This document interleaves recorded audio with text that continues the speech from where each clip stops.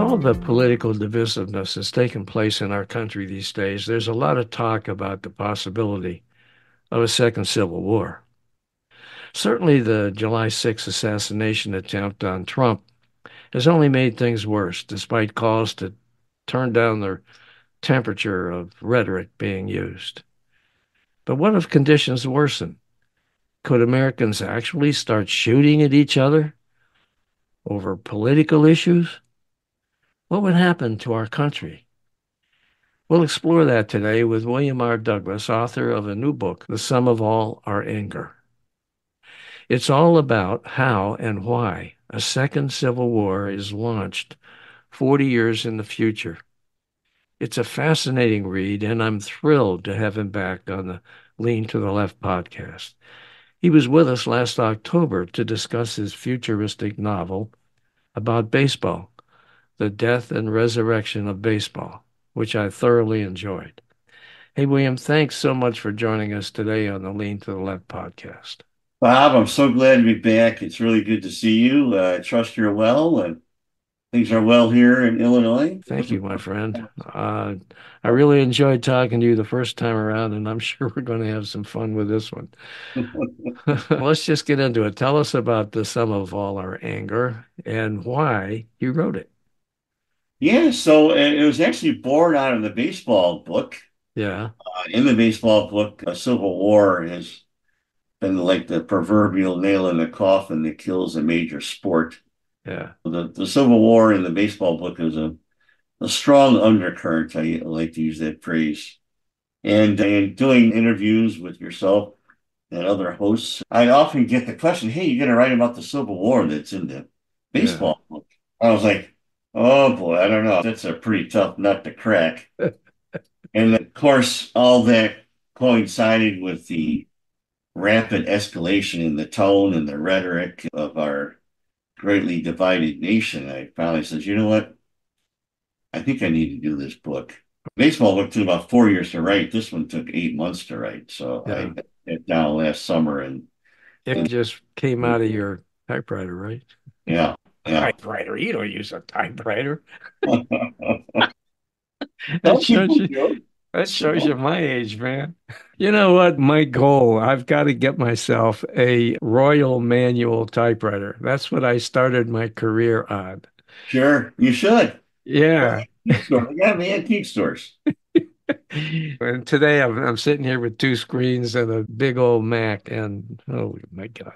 All right. So anyway, back to your book and what we're talking about. It's set in about 2060. You have conservatives claiming that the Democratic Party has been taken over by communists and a new liberal president who's determined to impose socialism on the nation. He even replaces our flag, the Stars and Stripes, with the new flag, representing the new way for America. Now, why did you decide to have the liberal side trying to establish a dictatorship instead of the conservative side, which Right. seems to be the way things are today, huh? Why? Tell me Yeah. why. That's an excellent question. When they had the Unite the Right rally in Charlotte, that was a total disaster and unfortunately led to the loss of a human life. I said, I need to really do a deep dive on who the heck are the people involved in all of this. And I did. I wrote an article at the time called Alt Left plus Alt Right equals Alt Danger. And I Mm-hmm. put it on my Facebook. Oh, And I really went in depth to explore these various groups and what exactly they stood for. And of course, given the name of the rally, there was all this focus on these right wing crazies that were there and doing the tiki torch thing and all this other stuff. yeah. And obviously, there were some bad actors in that rally. But what got lost out of all that was really an in-depth analysis of the counter protesters that came to obviously and rightfully counter protest some of the neo Nazis that were involved in the Unite the Right rally. Mm-hmm. And so when I did that research, I found that there obviously, in my research, there were bad actors on both sides. And I also really come to understand that some of the bad actors on the far left were also actively engaged in protests around the country, and a lot of the things they espouse has gotten the ear of candidates and politicians, and some of them are now in Congress. So I took the idea on the proposition really is what would happen if this far left ideology were to continue to percolate and get more and more power, and eventually take loyalist Democrats that are patriotic and push them off to the side. And this idea of socialism is the cure for what ails our country really comes into prominence, especially in the book, obviously, and Mhm. it culminates in the election of an openly socialist president. And from there, things really begin to take a tailspin. And as Yeah. far as the flag goes, there are people on the extreme left that really hate the flag, and they think that it's a representation of white supremacy and suppression, and all the talking points Mm. that you and I are both familiar with. Mhm. And so, in writing the story, obviously, as I just mentioned, there's a socialist president that comes into power. And I was trying to figure out what would be a triggering event that really, really set the fuse alight, as it were. And I thought, what about this idea that the flag is a symbol of white supremacy and should be replaced? And the idea that the Constitution is broken and is beyond repair. Mhm. And so all that stuff came together and went in the storyline. And here we have this novel, which came out just a few months after the release of the Civil War movie back in the spring, that got a lot of attention. Mhm. And obviously, the premise of the movie was, as you alluded to, it was these far right people that take power Mhm. in the movie. So Yeah. Okay. In the beginning of your book, you have Texas seceding from the nation. Is that really a possibility, do you think? there is a strong and growing secessionist movement within the state of Texas. Currently, the GDP, I guess their version of the GDP, as far as the state economy goes, dwarfs something like, I don't know, a third of the nations of the world. That's how Texas is doing economically. Obviously, in the book, as you correctly note, things have gotten so bad 40 years from now that Texas has become increasingly more powerful and more wealthy because of all the companies that are moving there from blue states. And they decide we don't want to be a part of this. We're just going to return back to our roots and redeclare ourselves a republic. Yeah, so that pisses off the president, right? Oh The, yeah, the oh new yeah, president, right? oh yeah, very upset, Yeah, obviously. yeah. And Did that kind of trigger the fact that this war began?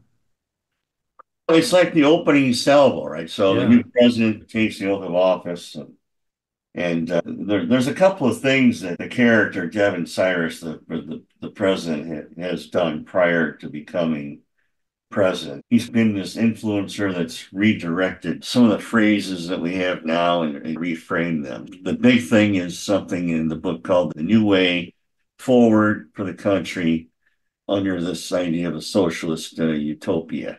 Mhm. The old way, of course, being the constitutionalists, republic loving Americans, Republican and moderate Democrats. And then he's relabeled all the three major groups. The libs, of course, The libs. You the have the libs, libs yeah, and the cons. which yeah, the libs, the cons, and the mods. So the libs, of course, being these hard left socialists that have come to power. Uh-huh.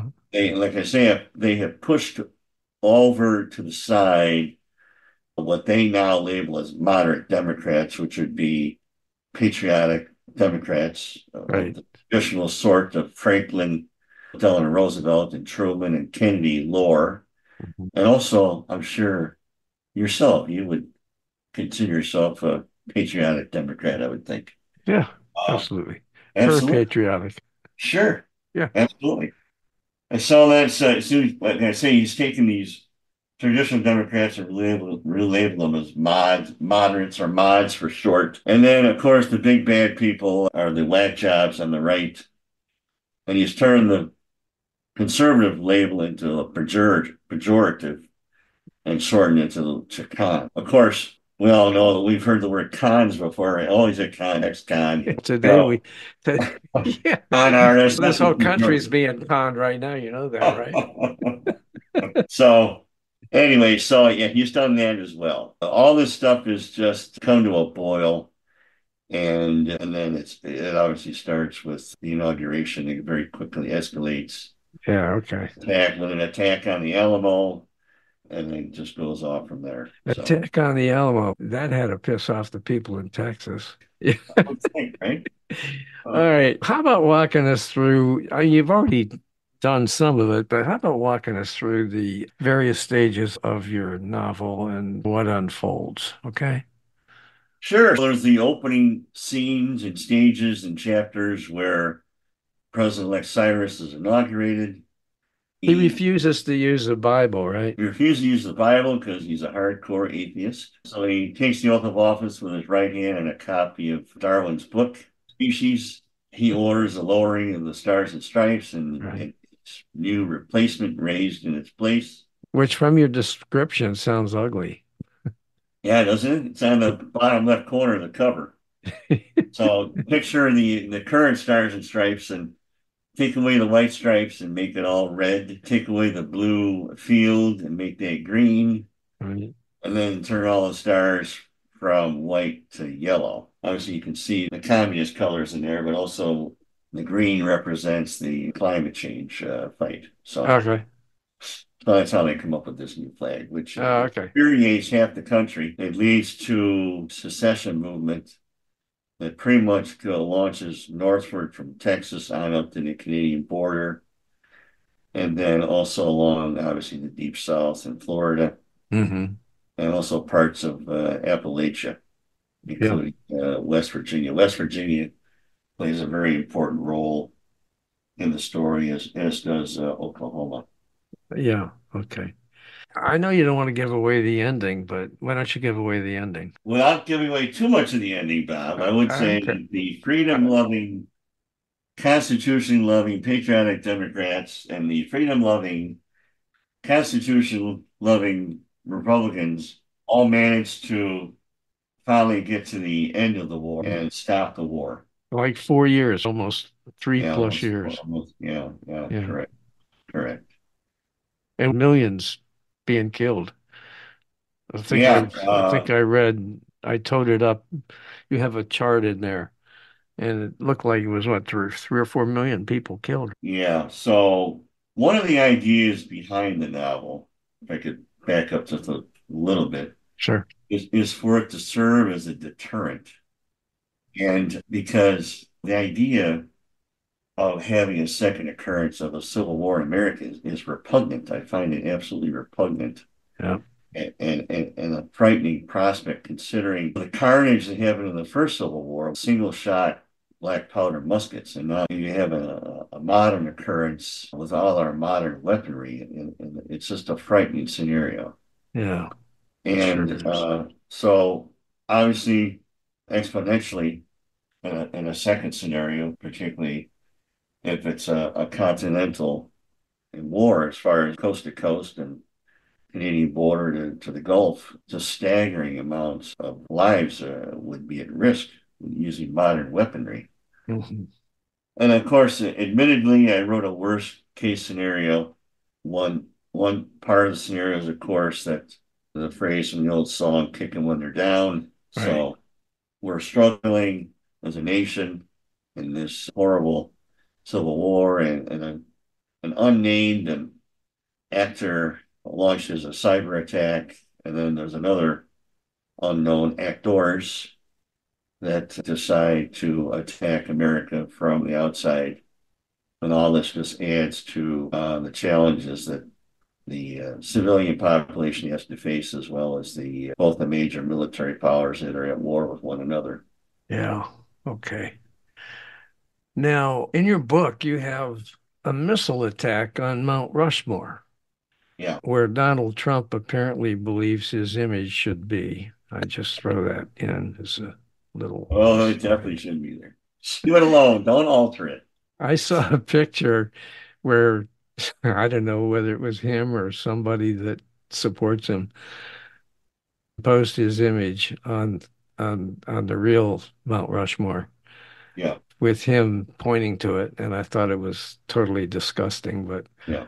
why did you do that? Why did you have Mount Rushmore being demolished?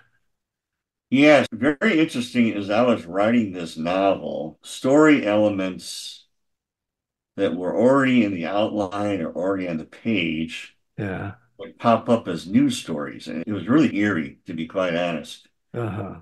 And this theme of burning all down, this theme that the radicals and the far left have in regards to destroying monuments and destroying, trying to erase our history was part of the storyline. Hmm. And there's in the back of the book, I put links to various stories. None of them are with Fox News, by the way. They're all different sources, Oh, that's the good. New York Times and the Associated Press, and et cetera, et cetera. But all these different stories that had either very strong tie-ins to the plot of a novel Hmm. or at least an anecdotal tie-ins. One of the things is it's calmed down a bit right now, but when all the riots were going on, all these calls to, you know, get rid of Lincoln's statue here and there, and Hmm. Washington statue and Jefferson, because the argument was that Washington was a slaveholder, so was Jefferson.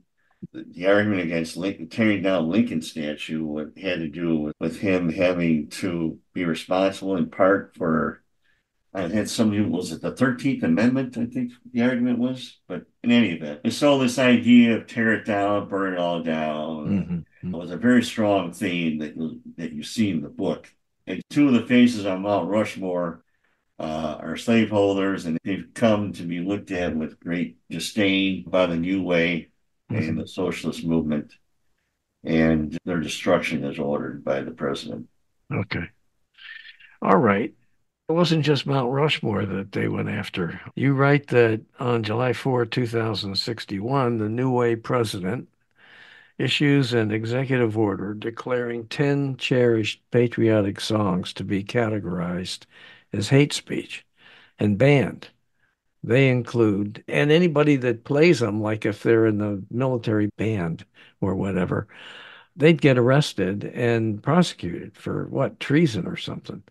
Anyhow, they included the Star Spangled Banner, God Bless America, and America the Beautiful. Holy crap, Yeah, man. right. Yeah. Right. Why'd you Yeah. do that? Again, it's born out of the extreme left's cancel culture that you hear about and read Yeah. about, and Yeah. all the things they're trying to get rid of, including parts of our history, and including you've got groups of people now that don't want to celebrate the 4th of July because it's a celebration of, quote, white supremacy, unquote. Mhm. And yeah, all of that is all those themes that we have now is put on steroids. Mhm. And Mhm. 40 years from now, the pot boils over. Okay. All right. Now, your second Civil War lasted nearly 4 years, as we've said, and eventually the new way president is assassinated, and vice president, what, he was arrested, right? Or was he No. killed? Yeah, correct. Yeah, the vice president was arrested. Yeah, Yeah. correct. And the Constitution was eventually restored. Now, this happened after millions had been killed, maimed, and left hungry by that war. Do you think this could really happen again? I think the exact scenario of my novel could happen. Oh, God forbid. Oh, Yeah. God forbid. Do I think that if our current trajectory is unaltered, Hmm. do I think that we could have a second civil war? The answer is definitely yes. When you look at the divisions that existed in the country before the first Civil War, particularly on the issue of slavery, Hmm. when you look at what was being said in public, in debates and other forums, what was being written in newspapers across the land, in the mid, Hmm. you could see even then that we were headed for trouble. unless something came along to alter the trajectory of the nation at that time. The issue of slavery, of course, was the preeminent issue of that time as far as the divisions in the country that existed prior to the opening shot at Fort Sumter in April of 12th, which started the first Civil War. Mhm. So we have all these warning signs now, the lack of compromise in our political proceedings at all levels of government, particularly at the federal level. Mhm. You have this rhetoric, a modern day version of the press, this anger that's expressed publicly and on all the big shows and privately and social media and so on and so forth. And when you take all that and you don't alter the course that we're on, in my view, there's only one logical outcome, and that would be an armed conflict. And so the goal of the book is to really, one of the major goals of the book really is to get the reader to take a step back and say, how do we avoid anything even remotely close to the scenario that's presented in the book? And the other goal really would be, I would argue that just as the left is looking for sane people on the right to purge the extreme right activities, we on the right, the sane people on the right, are also looking to the left to purge from its mists all the extreme leftists that I would argue have a greater degree of power now than anybody does on the extreme right. And so, really, to get Americans on both sides of the aisle to really analyze where we're at, analyze who's involved in our respective political parties and discourse, and literally purge them from our midst because it's no good that they're in our midst. What would you think would have happened if that assassination attempt on Trump had succeeded? That's a very good question. I really don't know. I don't think that if he had been assassinated, I don't think that would have triggered some kind of insurrection, if you Yeah, want to call it. Would it have triggered a mass outpouring of, I don't know, protests? I don't know. I really yeah, don't know. yeah. Typically people on the right, we're not protesters so much as folks that are have a particular passion on the left too. There are exceptions, obviously. I remember when the Tea Party movement first started and they had a peaceful march on Washington that wasn't very widely covered, but there were a couple 100,000 people involved in that march. Hmm. I don't know. I have to say this, and I'm sure that not only yourself but your listeners will appreciate this. I was very happy with how President Biden came on Hmm. and very presidential, like says, hey, we got to turn the temperature down. We got to lower the tone and quiet this all down. I also liked what Senator Fetterman had to say as well, similar words. And there was a representative from the state of Maine, whose name escapes me, but he hit it right on the head. He said that both sides are guilty of trying to frame this coming election as some kind of thing that we have to vote this way in order to save democracy. And he really attacked that kind of framing of what this election is about. I was concerned about that even months ago when you started hearing this rhetoric about this is a fight to save democracy. I'm like, no, it's not. Anyone can say anything you want about President Trump and January 6th and all the issues that surrounded all that.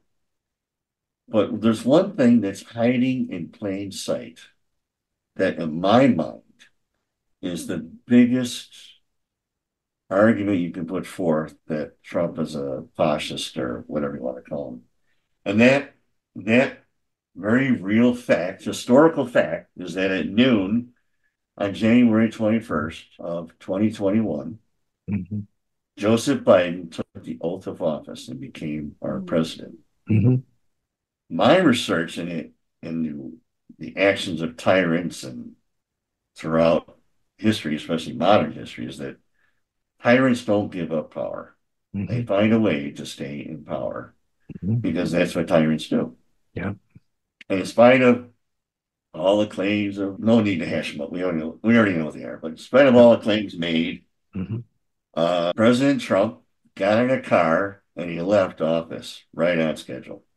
And President-elect Biden was on the DS at the Capitol and took the oath of office right on schedule. And we Hmm. had another peaceful transfer of power in our republic.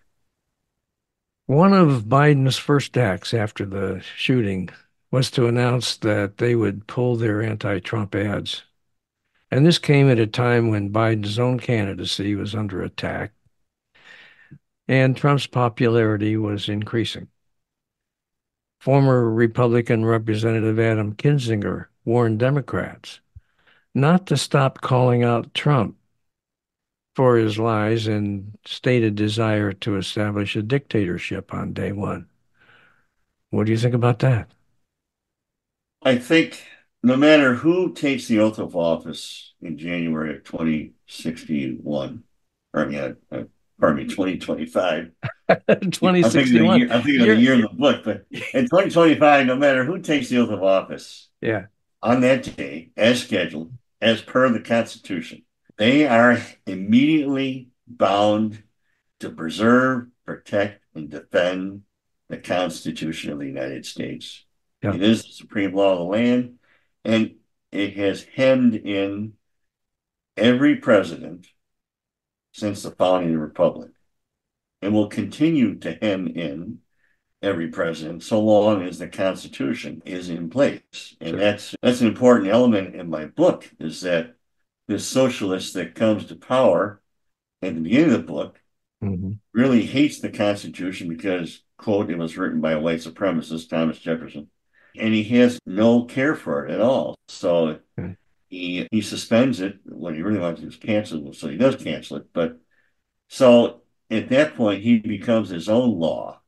Okay. And as tyrants often do, they become their own law and begins to govern this futuristic dystopian America, Hmm. begins to govern it according to his own whims and those of the socialists that he is aligned with and is one himself.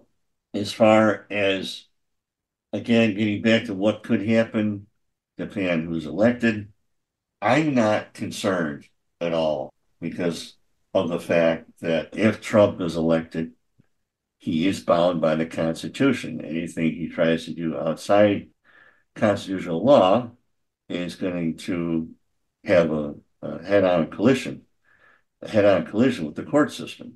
Hmm. Except that he's appointed half the Supreme Court, and they've been coming down with these rulings that favor him, and not just the U.S. Supreme Court, but also the judge down in Florida that just decided that she was going to cancel those charges against him dealing with his management of the top secret records from the White House. Um, Yeah, that's interesting because I know that the boxes of records that candidate Biden had in his garage and he was interviewed about, and the investigator decided not to go forward with charges against Biden for also storing documents because words to effective as the feeble state of his mind. I'm not a lawyer. I wouldn't even pretend to be a lawyer. I do know that the judge did reference the Constitution. I do know that at the time that they did the raid at Mar-a-Lago and found the documents, there were constitutional experts that said that there was some level of immunity because he was the president of the United States. But again, I'm not a lawyer. I think if you're going to have a prosecution on something like that, it has to, by the book from start to end, has to fit within the framework of the Constitution. And the one thing the judge ruled on too was that the appointment of Jack Smith violated the Constitution. If the person bringing the charges has not been appointed under the correct adherence to the Constitution, what does that do to the case underlying the person that's doing the prosecution? So, Yeah. again, I'm not a lawyer. So, Yeah, okay. Anyway, I didn't want to talk about the judge of those charges, only pointed out that sure. the judge was appointed by Trump. That it's things seem to be stacked. He seemed to have stacked things in his favor. At any rate, what message do you want to leave with those who worry about the state of our nation right now? I think one message would be that it's possible for people with divergent views to come together and have a friendly conversation. You and I are having a friendly conversation. Obviously, the title of your podcast indicates your political leanings, Hmm. and I lean conservative. Hmm. I don't have a podcast. So, but if I did, I would invite you on. So, I'd be delighted to come on, and but you could call it lean to the right. That'd be okay. I'm so busy. I'm so busy. Yeah, I know. But no, Me too. in all seriousness, we have to do a couple of things. Number one, as I alluded to earlier, we need to make sure that we keep the radicals out of both parties. We need to re-educate ourselves on the Constitution.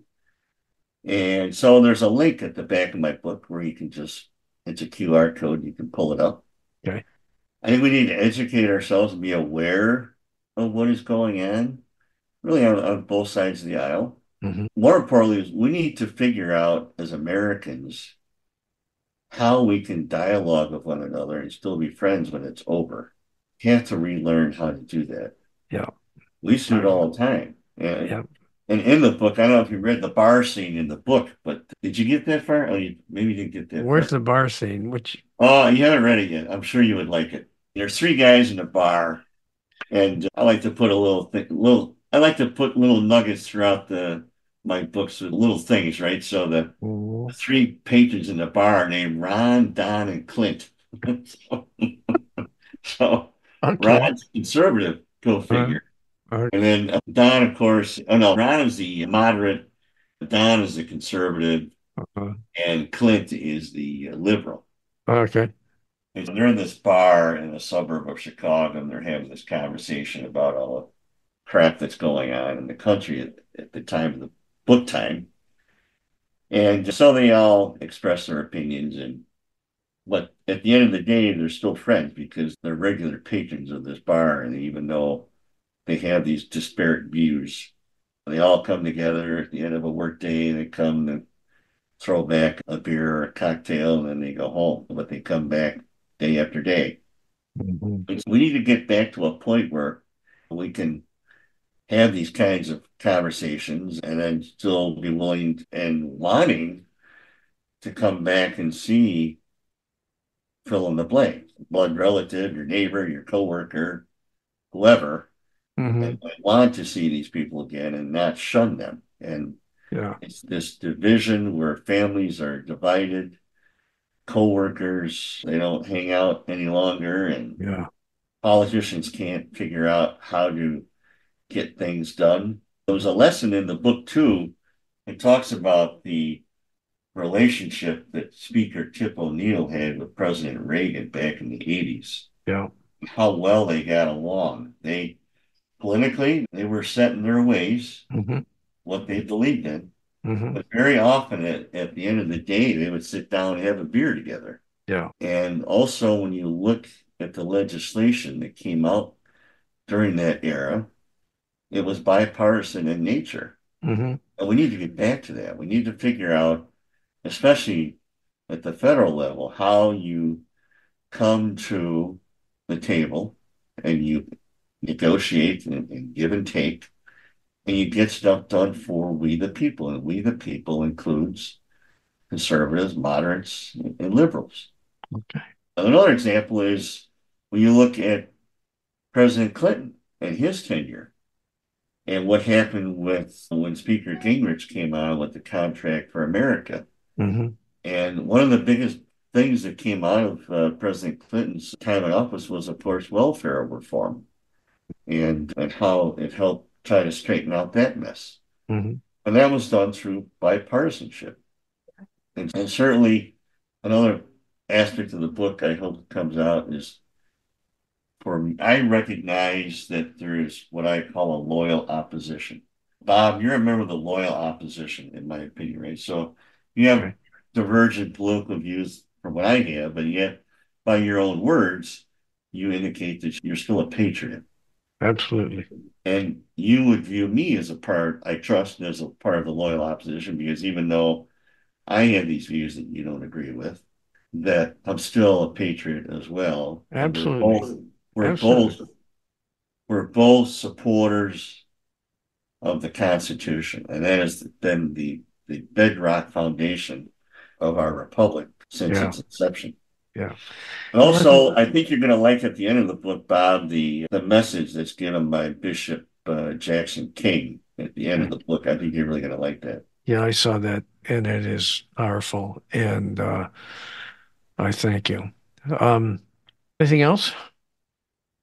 Yeah, I really hope that your readers will give it a look and again use it as a tool to Hmm. get them to, And it's available, what, Amazon, where else? yeah, Amazon, Barnes and Noble online, Yeah. elsewhere.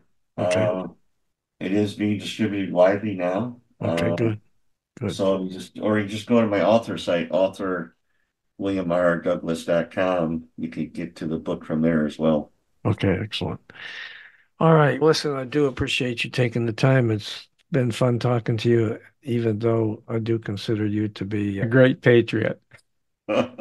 As well to you too, Bob. I read your bio. I need to refresh myself on Bob's bio. So I read your bio. I'm like, oh yeah, good going. Good job. Okay. All right. Listen, thanks so much. I appreciate it. Hey guys, thanks for watching. I hope you enjoyed this Lean to the Left video and that you found it interesting and informative. Please visit on a regular basis and check out our interviews with guests on topics that focus on progressive politics and the important social issues of our time.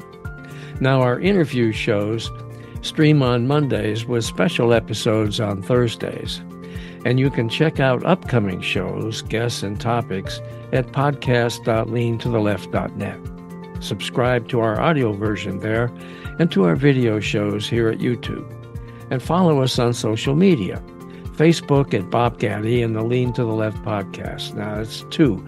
Bob Gaddy is one Facebook page, and the Lean to the Left podcast is a second Facebook page. Twitter at Lean to the Left 1. Instagram at Lean to the Left 1. TikTok at Lean to the Left. LinkedIn at Bob Gaddy. And YouTube at Lean to the Left. Now, I hope you'll support Lean to the Left as well so we can keep things going. Just click on the Donate tab at the top of the leantotheleft.net homepage and contribute by buying me a cup of coffee. That'll really help and would be much, much, much appreciated. Now, this is Bob Gaddy signing off for Lean to the Left. Thanks for sharing your time with us.